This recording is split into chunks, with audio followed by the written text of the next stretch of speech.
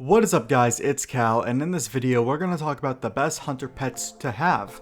It's a pretty broad subject, right? There's a lot of factors that go into what best means. There are hundreds of unique creatures you can tame. As of recording this video, there are 56 total families of pets that can be tamed, 4 of which require a special item to be able to tame, and 12 of which are exotic. So you must be Beastmaster to tame those exotic ones. Just to quickly go over the 4 pets that require an item to be able to tame, these are Blood Beasts, which requires you to acquire a blood-soaked tome of Dark Whispers from Zol in the Old Year raid. This is a guaranteed drop on normal or higher as a hunter, so not LFR. Then there are Dire Horns, which require an ancient tome of Dinomancy. This has a chance to drop off the Zandalari Dinomanters on the Isle of Giants in Pandaria. Feathermanes, which require the Tome of Hybrid Beast. This is purchased from Pan the Kindhand in the Hunter class hall for 1000 order resources once you've completed the quest line to get your Hunter class mount. Then Mechanical Pets, which requires the Hunter to get the Mechabond Imprint Matrix, which can be crafted by engineers who have at least one skill of Legion Engineering. Gnomes and Goblins start out being able to tame Mechanical Pets, and these 4 are non-exotic. Now, a lot can change with this guide as the game progresses, so just for reference, this video is being made right before Shadowlands comes out, but looking at all the data mined information regarding pets in Shadowlands, I don't see this changing much. There will just be more pet families to tame, possibly some new abilities, and we are getting more stable slots. Now, as mentioned, there are currently 56 pet families, 18 of which are ferocity, 4 of those are exotic, 19 of which are cunning, 4 of those are exotic, and 19 of which are tenacity, 4 of those are exotic. All ferocity pets have the active ability of Primal Rage, which is similar to a Heroism or Bloodlust, and the passive ability Predator's Thirst, which gives you Leech. All cunning pets have the active ability of Master's Call, which frees the target of any movement impairing effects, and the passive ability of Pathfinding, which increases your movement speed. Then all tenacity pets have the active ability of Survival of the Fittest, which decreases the damage you take by 30% for 6 seconds, and the passive ability of Endurance Training, which increases your stamina.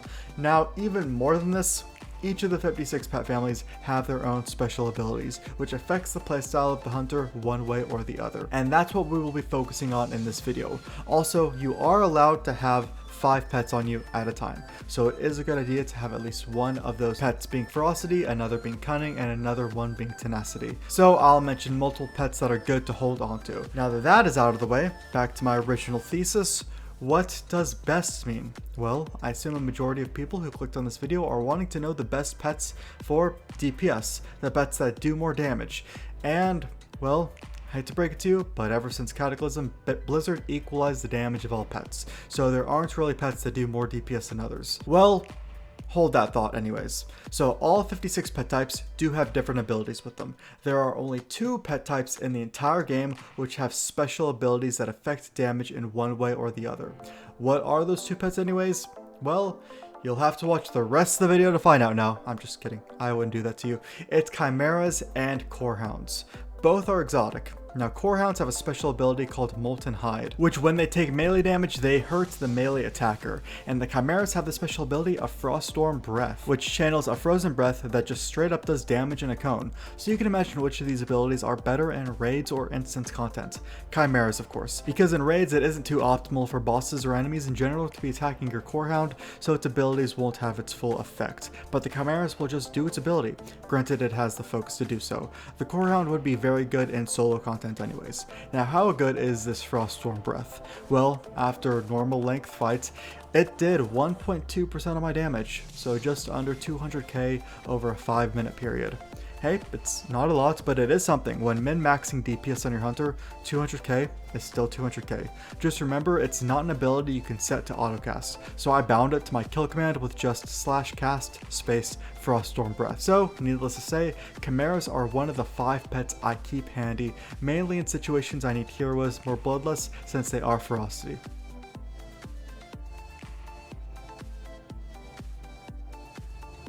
So if you don't know the difference between exotic pets and non-exotic pets, well, exotic pets have an extra ability, so if you're Beastmastery, it's definitely more beneficial to have an exotic pet versus non-exotic. Now, before we get into exotic abilities, there are actually 3 pets in the game that have bonus abilities.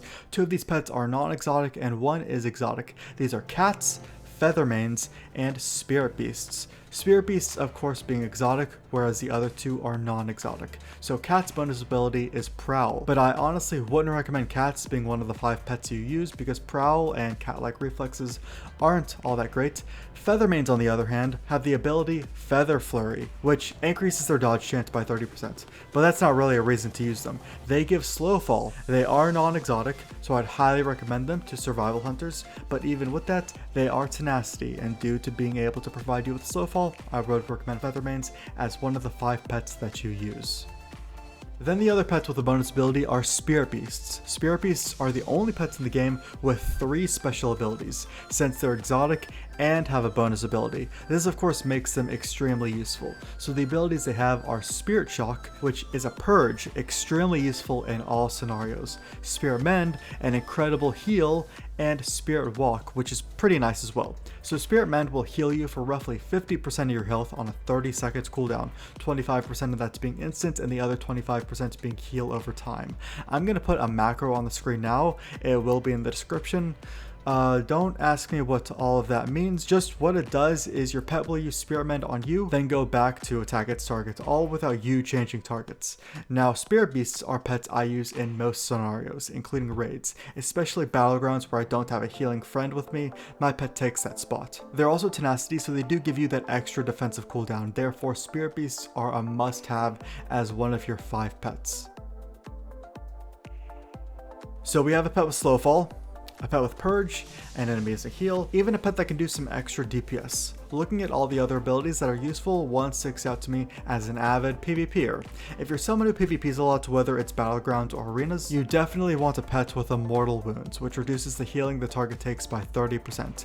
Now, since this guide is more geared towards Beast Mastery hunters, there's really only one pet family to choose from here, and that's Devilsaurs, because Devilsaurs are the only exotic pets with Immortal Wounds. Now, granted, the other ability that Devilsaurs have is fairly useless. It's Feast, which allows them to eat beast and human corpses to heal up and gain focus, but Devilsaurs in general look cool. I use Thok the Bloodthirsty from Siege of Orgrimmar. Undasta is another cool model. If you're survival, you can always go for a hyena, a raptor, direhorn, Hydra. There's quite a bit of non-exotic pets to choose from in this category, or you can still go for those pets if you're Beast Mastery, since they will do the same DPS. Devilsaurs are Ferocity, so they have a hero or Bloodlust, but I mainly use him when I do 3v3 arenas, since I always do them with a healer. I tend to use my Devilsaur in that scenario, but Devilsaurs are another one of the 5 pets I'd recommend. Now the 5th pet is your call. Make that decision on your own. I will say I'd suggest a cunning pet because I've mentioned 2 tenacity and 2 ferocity pets so far. You definitely want a cunning pet for Master's Call. There's really only a few exotic cunning pets to choose from, but I guess one I would probably recommend would be Water Strider maybe. Water Striders have Purge, which is always extremely useful, but they also allow you to walk on water. So if you don't want to take that up as your mount equipment slot, grab yourself a Water Strider. And you do have to, it lasts for 10 minutes and you do have to cast it on yourself, so just be aware of that.